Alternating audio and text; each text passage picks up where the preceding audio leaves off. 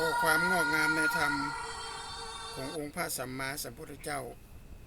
จงมาแก่บรรดาท่านสาธุชนพุทธบริษัททุกท่านที่ฟังรายการทานธรรมทางสงบในค่ำคืนนี้ซึ่งวันนี้กระตรงกับวันที่3เดือนเกียงเหนือคืน11 ค่ำเป็นวันศุกร์อาตมาภาพพระครูโกศลสุตตวิธานดรผู้ช่วยเจ้าอาวาสวัดพระศรีวรมหาวิหารก็ได้มาพบปะญาติโยมทุกๆวันศุกร์ก็วันนี้ก็ใกล้จะถึงวันออกพรรษาละวันที่11 ค่ำละ12 13ก็ออกพรรษาก็จะตรงกับวันที่7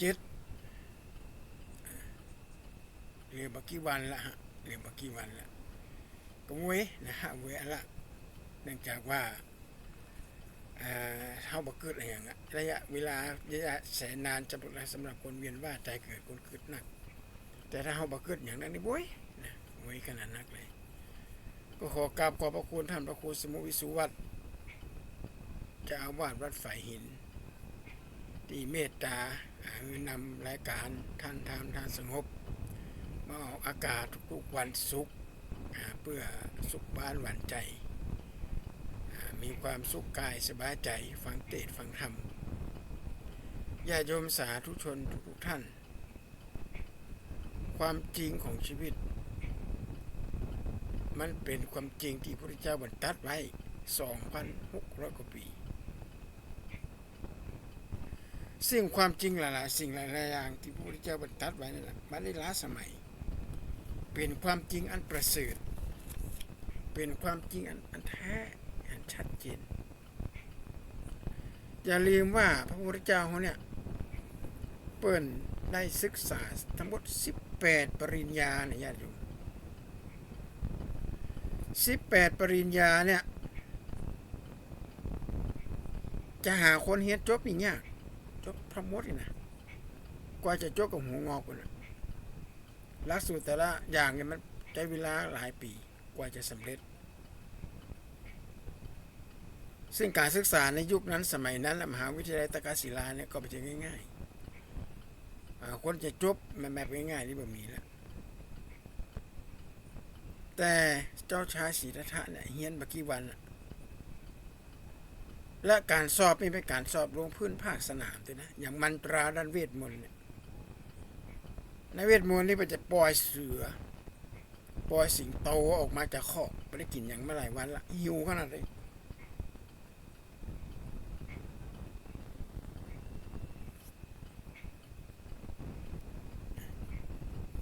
สมัยก่อน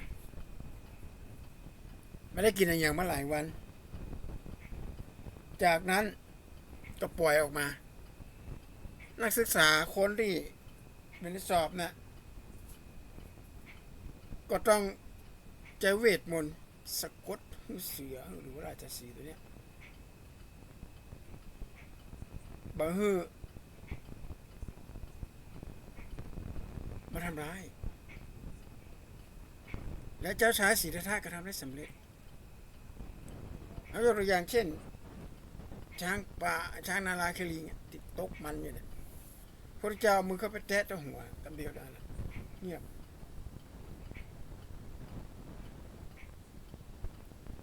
บดินมาตัวเงินอันนี้18 ปริญญาเนี่ยนะแต่ยังไม่ใช่คำตอบที่พระเจ้าต้องการพระเจ้าต้องการอยากจะหัวจะได้คนต้องเพียรมาแต่เกิดจะได้คนต้องถึงตุกจะได้คนแก่ถึงเจ็บถึงตายเนี่ยคือเป็นคำอยากตรงนี้เพราะฉะนั้นเดือนเนี้ยเดือนเกี่ยงคำว่าเกี่ยงนี่แปลว่าหนึ่งแล้วแปลว่าครั้งแรกที่พระพุทธเจ้าทรงค้นพบสัจธรรมแต่ไม่สามารถหาคำตอบได้เพราะฉะนั้นคนเมืองเหนือเขาเป็นเขาว่าเดินเกี่ยงไปมาป๊อบสิ่งเป็นปะกับปะไปต้นว่าหรือต้นบะเกียงคนไทยเป็นเขาต้นว่า ถ้าเป็นบ้านอาตมาเป็นของบ้านหน่วยบาห้าตาควายนะหน่วยบาห้าตาควายนี่มันจะแกนใหญ่ถ้าหน่วยบาห้าธรรมดาแกนมันใหญ่แล้วมันก็ออกธรรมชาติด้วยมันได้ไปเอาสีเอาไปได้เอาปุ๋ยอย่างไปเติมหน่วยบาห้าเนี่ยหมูมันจะได้จืดหน่วยบาห้านะแต่บาห้าตาควายหลวงห้องบะเกียงปืนต้นบะเกียงก็เป็นครั้งแรกญาติโยมภูมิปัญญาของพี่น้องชาวเชียงใหม่นี่แม่นยำขนาดคนเหนือเนี่ยหรือห้องบะเกียงหมายความว่าพระพุทธเจ้าเปิ่นปะธรรมะไปปืนก็บะเกียงปะด้วยเหตุอะไรหัวมันมีงูมันมีแมลงวันบินไปบินมาแม่งสกรรมจักรานะกิจการหรือบางคิกบางนักตำราก็ว่ากบนะมากราบเอาแมลงวันไปกินโอ้เจ้าชายสิทธัตถะเป็นหันก็ใส่อุ้ยหันสกรรมหนึ่งพอกบเต้นไปเต้นมางูก็มาเลยเอากราบเอากบไปกินในขณะที่กบตัวเนี้ยมีแมลงวันอยู่ในปากอยู่ขนาดกบมีอาการงูมีกบอยู่ในปากมีเหยี่ยวอยู่บนก็บักเกียงนะบินถลาลงมาจับคองูไปกินเนี่ยอันนี้นี่เป็นปริศนาเป็นของว่าเป็นปรัชญาที่พระพุทธเจ้าทรงคิดคนนักเลยอันเนี้ยเปิ่นได้ปะธรรมะคือธรรมชาติตั้งแต่เป็นเจ้าชายสิทธัตถะด้วยน้อยแล้วเปิดกับฝังจิตฝังใจมันเกิดอะไรขึ้นเป็นห่วงโซ่ของ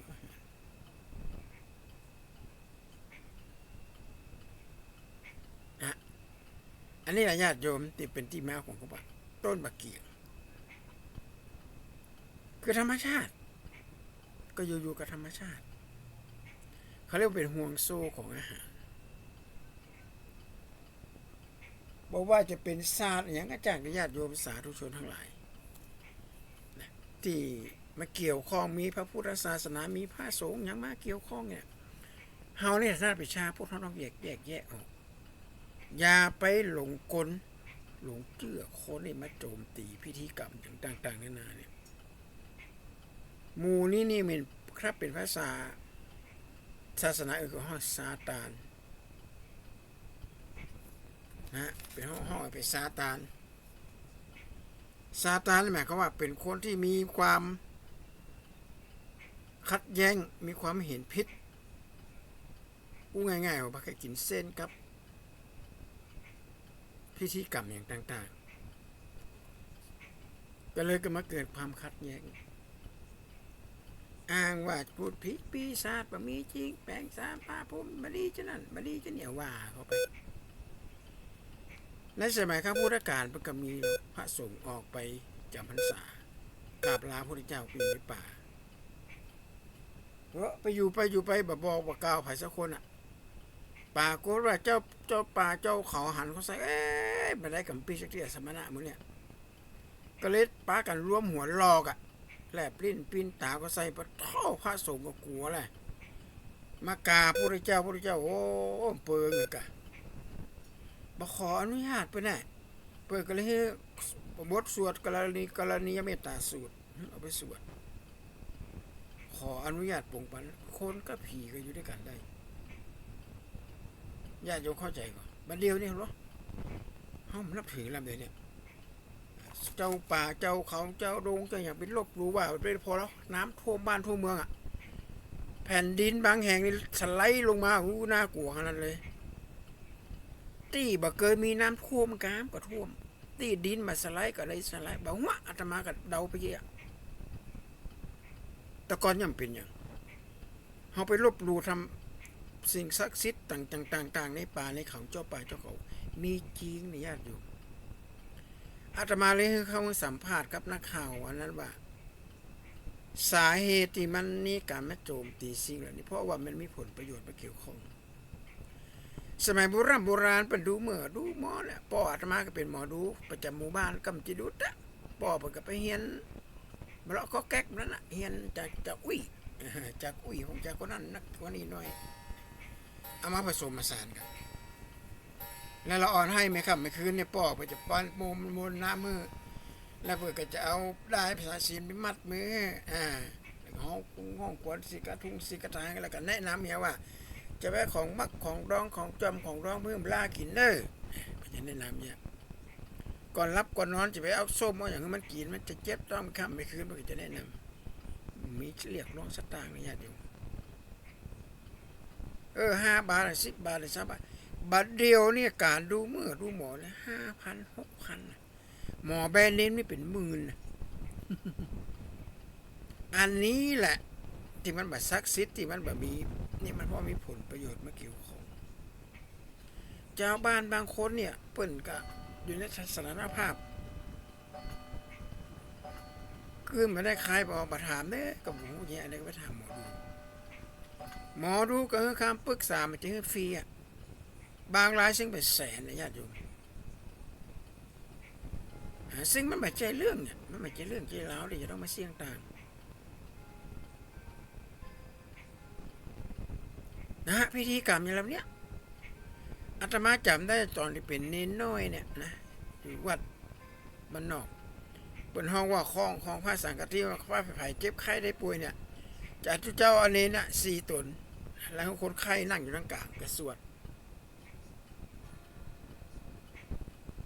บาดาลนะญาติโยมไม่จะได้สตางค์นะโดนตุลุงไปกับตุลุงอันเน้นไปด้วยกันเนี่ยพระเจ้าในวัดมี2 ตนเน้นมี5 ตนเอาไปเน้นมันไผ่ว่างห้องไป2 ตนไปกลาไปพวกเจ้าเปิ้นจะมาตาเนี่ยเข้าทำวันหนึ่งเปิ้นจะเกากังอ้อมกากินลาบกาตาเข้าหาอีป่ออีแม่พี่ตาอีป่ออีแม่อย่างเงี้ยนะคือสิ่งเหล่านี้พอทำไปแล้วมันเป็นเขาเรียกว่า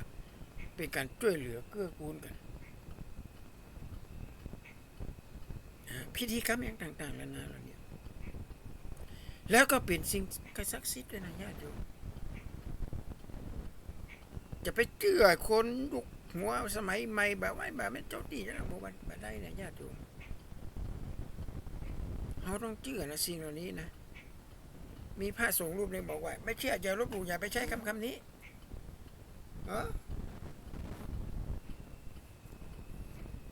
มันเป็นสิ่งที่มันเขาบอกควรอย่าไปลบหลู่เพราะว่าไม่มีที่ไหนที่ไม่มีสัตว์มันตายนะนาทีโลเกอนามัตทุกอนูขอ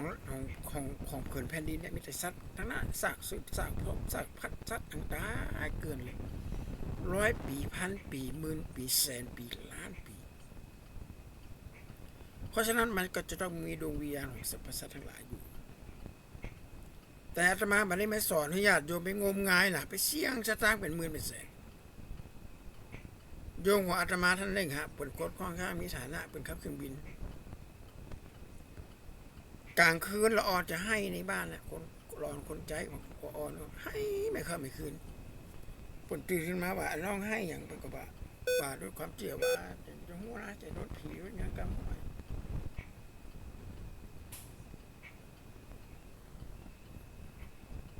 ก็เลยไปซื้อสารพระภูมิเตียนหมู่บ้านถวายงามราคาแปลงเป็นไม้สักโอ้งามขนาดเลยมีไฟระยิบระยับแล้วก็บอกคนใจว่าลองไปที่ต่อหมอนะหมอที่แบรนด์เนมชื่อทุกอย่างคนใจบอกว่าทั้งหมด 85,000 ครับ5 ปันเนี่ยเอาเงินกับคนที่ต่อ 80,000เนี่ยมาขั้นเป็นขั้นหน้าเลยก็เขียนเลตติ้งพอวันนี้ซื้อของเกียร์แกก็ใจกันนะผมอย่ามาแปลงว่ามาทำพิธีกรรมมาได้ก็เลยเอารายการมาอยู่ที่อาตมาก็ไปปรึกษาลูกศิษย์ที่เคยไปขึ้นศาลพระภูมิมาอย่างต่างๆนั้นเนี่ยมดกันเช่น3,500เนี่ยเป็นการน้ำมันลด3,000นี่เป็นการอาหารที่จะมาแจ้งในบวงสรวงใช้เวลามาถึง2 ชั่วโมงจัดสถานที่เวลาสวดมนต์ไปเสร็จเรียบร้อยเดียวแล้วคนกัปตันเป็นก็บอกว่าจะได้ที่มันถึงแปลงไอ้น้อยวันนี้โอ้ยมันเป็นหมอเบนเนมครับกัปตันเป็นก็ต่อว่าอันนี้มันจะต้องการแบบนั้นต้องการเอามาใจผิดตั้งแต่หันมาละอ่อนก็มาให้นะมาให้มาครับไม่คืนนะอันนี้เขาอู้ถึงว่าเขาทำด้วยใจอันบริสุทธิ์ญาติโยมสมัยป่ออาตมาละอ่อนอุ้ยอาตมาเอาอุ้ยไว้ก่อน อุ้ยเป็นหมอดูเนาะเป็นอย่างกับว่าเป็นเวลาคนไม่สบายเพิ่นจะเอาไข่มากี้ไข่ก็เอามาจากบ้านของคนป่วยนะป่วยก็จะบอกว่ามาทำนะใครมาทำอย่างมาพออย่างฮื้อน้อยเนาะเอ็นอันอีเมนะหรือร้องหรือน้าก็หรือเมียก็หรือผัวก็เป็นอย่างกับหมูนะอย่างเงี้ยเดี๋ยวปัดเซ็งเจ็บดังเจ็บเนี่ยป่วยก็จะเอาไข่เอาไข่มาด้วยเนี่ย2 แกนเขาก็เอาไข่มา2 แกนละไข่ไม่ไหมเนยจะไปเอาไข่เก่าอีกนะเอาไข่ใหม่มาจากนั้นอุ้ยไปกับแค่ไปกับหูนี่นะสมมติว่าไปกับจะหูดนักนะไปกับขีดมาแล้วตอกไข่ปรากฏว่าในไข่มันมีเลือดอัติเป็นนักนี่มีเลือดอัติเป็นบรรนักอาจจะมีไปจะบอกโอ้ธาตุไฟบักไข่ดีเนอเนี่ยบางทีบอกขาดธาตุน้ำกินน้ำนักช่วงนี้นะกินน้ำนักเพราะธาตุน้ำของขาดธาตุไฟกับธาตุลมเป็นก็จะว่าเป็นไปอย่างนั้นจากขณะกระเซ็ตนะประกาประกาไว้เอาก็ขันก็ตอกดอกไม้มาขอสุมาครูบาอาจารย์อันนั้นมีเรียกร้องนะญาติโยมมีจะมาเก็บตัวอันบาทตัวอีบาลีเป็นบาเก็บแต่มันมาถึงปัจจุบันเนี้ยนะพิธีกรรมอย่างต่างๆนะเป็นเงินเป็นทอง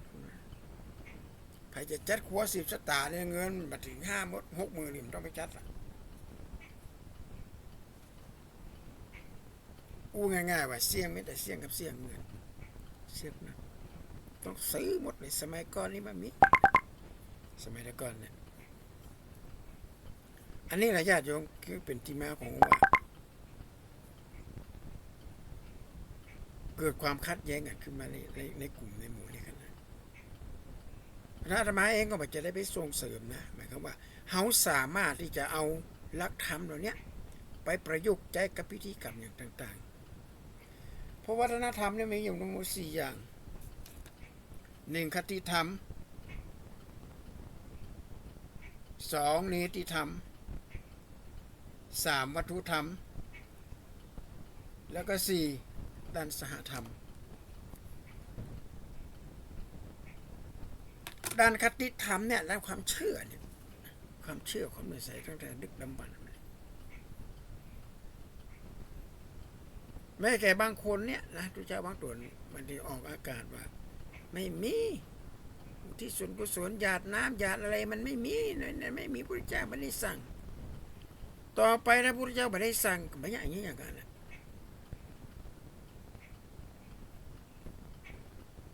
กรรมกับพระเจ้ากรรมกับพุทธพจน์2 กรรมกับพุทธพจน์แล้วถามพระคุณเจ้ารูปเนี้ยไปฮู้มาจากไหนตัวเองแปลภาษาบาลีได้กับโกบริเฮียนบาลีแปลภาษาอังกฤษก็ไม่ได้ก็ต้องจ้างคนมาแปลเป็นภาษาไทยแล้วมาอธิบายไอ้คนที่แปลนะเป็นห้องอัฏฐกถาจารย์เป็นคนแปลออกมาหลักธรรมหรือพระสูตรทุกพระสูตรเนี่ยญาติโยม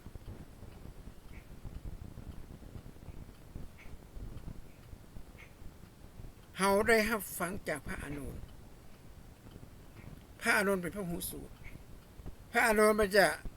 เอวัมเมสุตตังเอกข้าพเจ้าพระอานนท์ได้รับฟังมาอย่างนี้เพราะฉะนั้นพระอานนท์ก็ต้องเป็นอัฏฐกถาจารย์พระเจ้าไปตัดอย่างดื้ออย่างธรรมดาแบบนี้ก็ต้องตัดมีหันอะไรอย่างขึ้นมาปั๊บก็ตัดเปิดเฮาตัดเป็นคาถาเป็นคำเป็นว่าแต่เฮาไปตีความกันเองบ่มีวิธีกุ้งบ่มีพิธีกรรมบ่มีอย่างสักอย่างนี้มันไม่ใช่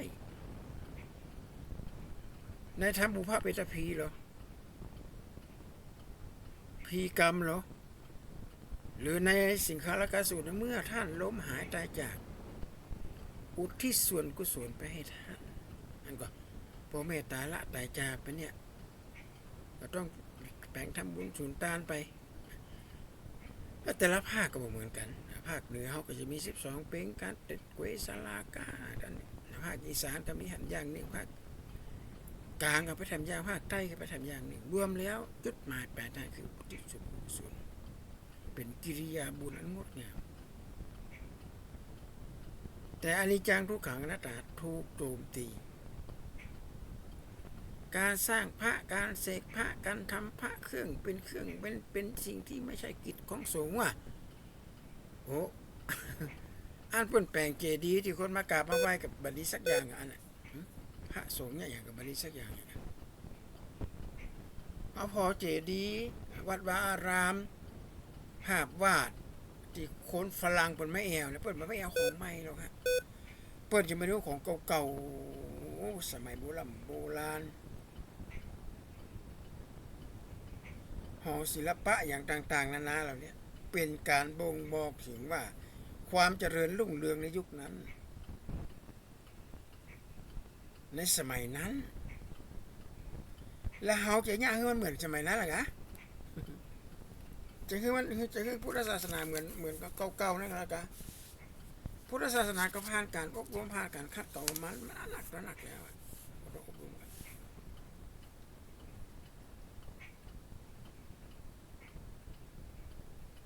ผ่านการอบรมมันผ่านการก็หมายก็ปรับตัวอะไรเงี้ยปรับตัวขึ้นเขากับบ้านกับเมืองทำตัวให้เขาเลี้ยงง่าย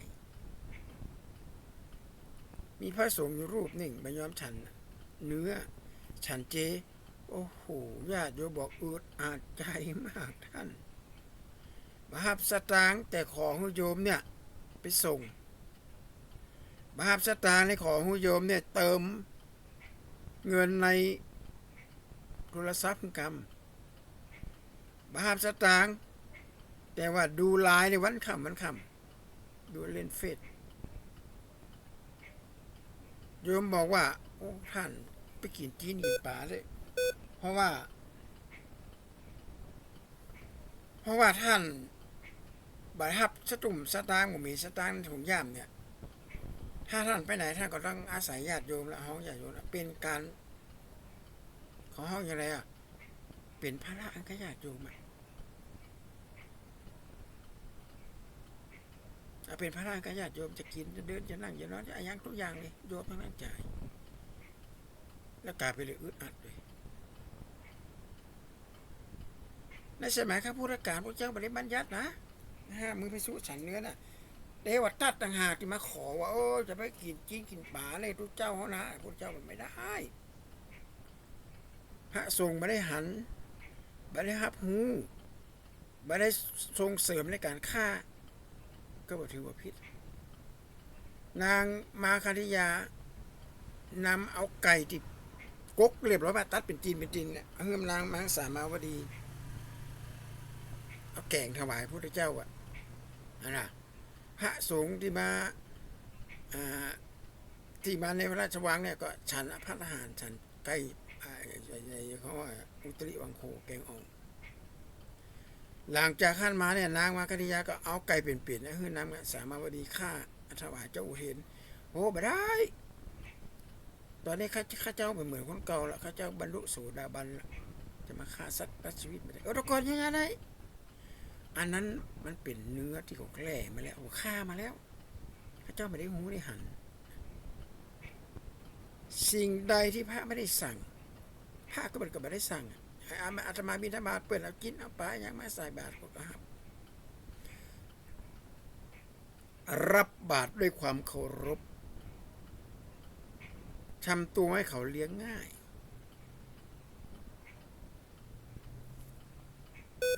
มันจะทำตัวเขาเปิดเลี้ยงยากยิ่งใจทำตัวให้เขาเลี้ยงง่ายอยู่ให้เขาสบายใจญาติโยมจะได้สบายอกสบายใจมันจะอยู่แล้วสร้างความอึดอัดถึงกระจาดกระโยมอันนี้มันใจแล้วถ้าอยู่แล้วญาติโยมอึดอัดนี่มันม้วนนี่ก็ขอฝากไว้เป็นข้อคิดว่าสิ่งใดสิ่งหนึ่งที่พ่อแม่ปู่ย่าตาทวดเขาเป็นถือมาตั้งแต่ต้นแต่ไหนแต่ไรมันเนี่ยซึ่งมันมาทำให้เกิดความเดือดร้อนกับสตุ่มสตางค์เกี่ยวกับข้อเดือดร้อนเกี่ยวกับความมั่นคงของประเทศชาติเนี่ยทำไปถือว่าเป็นประเพณีและวัฒนธรรมอันงดงาม เจือนักมาได้นักวิชาการสมัยนี้พ่อก็เป็นข่าวกันมีพระสงฆ์รูปหนึ่งดังไปทั่วโลกเลยดูหน้าหลวงพ่อสิดูหน้าให้ดีๆหลวงพ่อแบบนี้หลวงพ่อจะคดโกงบ้านเมืองเลยหลวงพ่อลุกมาได้มันเป็นหลายปีแล้วติดนั่งติดเก้าอี้พอปัญญาข้อปัญญาไปเตี้ยวดวกเตี้ยวเว้ยอะเงินในวัดมีแค่10 ล้านเงินนอกวัดมีเป็น5-6 พันล้านซื้อตีซื้อตังซื้อสนามกอล์ฟซื้อสนามบอลซื้อสปะสปืนหันก็เนี่ยญาติโยมเขาจะไปเชื่ออย่างแท้ๆมาได้นะเขาก็ต้องฟังอันอย่างกระจ่างด้วยเขาต้องพิจารณาว่าสิ่งที่พระคุณเจ้ามาเรียอะไรเนี่ยมันเหมาะสมกว่าที่จะเอาไปสร้างหันซะนั้นมันไม่เหมาะสมสมควรเขาก็ห่วยให้ห้อมกันไปเขามาได้ว่ากันแต่ถ้ามันสิ่งใดสิ่งหนึ่งหันว่ามันแค่โอเวอร์ไปแล้วก็ต้องเบาๆไปและตอนเนี้ยนะมีแกงเลี่ยอะไรมาเนี่ยซองผ้าปลาซองกะทิเนี่ยแหละมันออกพรรษาแล้วเนี่ยญาติโยมอย่าไปบริจาคเป็นเด็ดขาดเลยนะเพราะตามกฎหมายแล้วห้ามขยับขยื่นในการเดินเลี่ยอะไรสมมตินายกเนี่ยจะไปทอดกฐินจุงว่าอยู่จังหวัดมหาสารคามนี่นะเอาองค์กฐินตั้งไว้เฉพาะหน้าบ้านนี่ตั้งได้ห้ามขยับขยื่นเขียนป้ายอย่าเชิญร่วมทอดกฐินพระนี่สามัคคีวัดท่านวันนี้ก็ว่าไปจะทอดวันนั้นวันนี้แล้วก็มีถ้ามีซองมาแจกก็จะมีกาปั๊มของวัดที่เขาจะไปทอดด้วยมีเบอร์โทรศัพท์ด้วยอันนั้นละของแต่มาเรียอะไรกันเอามาซองมาแจกวัดคีรีมงคลบางคีรีบรรพตไม่ใช่ไม่ใช่นะผิดกฎหมายเต็มเลยนะฮะเรียอะไรนี่ผิดกฎหมายนะญาติโยมเอาซองไปแจกกันอย่างไปแจกตามบ้านตามจองไปก็ผิดกฎหมายนะก็ขอฝากไว้กับญาติกับโยมเนื่อวันนี้จะมาพระพระครูโกศลสุตตวิธานก็ขอกราบขอบพระคุณพระครูสมุวิสุวัฒน์นะครับแน่ที่เมตตาให้นำรายการนี้ออกสู่ประชาชนก็ขอความเจริญงอกงามในทางพุทธศาสนาจงมีแก่สาธุชนทุกท่านขอเจริญพร